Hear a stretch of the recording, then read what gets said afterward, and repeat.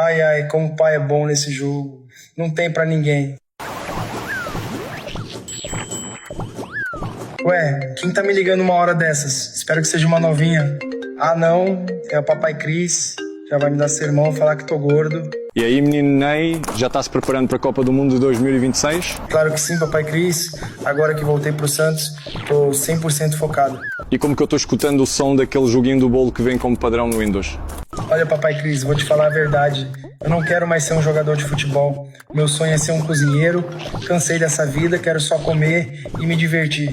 Você não tem jeito mesmo, né, Neymar? Só quer saber de comer e bagaceira. Você tem que se esforçar para ser o melhor. Olha, papai Cris, eu prometo que vou mudar. Só preciso de um tempinho, deixa eu jogar minha gameplay.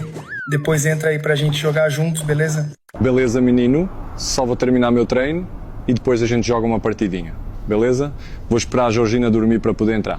Combinado, papai Cris. Te aguardo então. ¿Será que o Neymar va a jugar Fortnite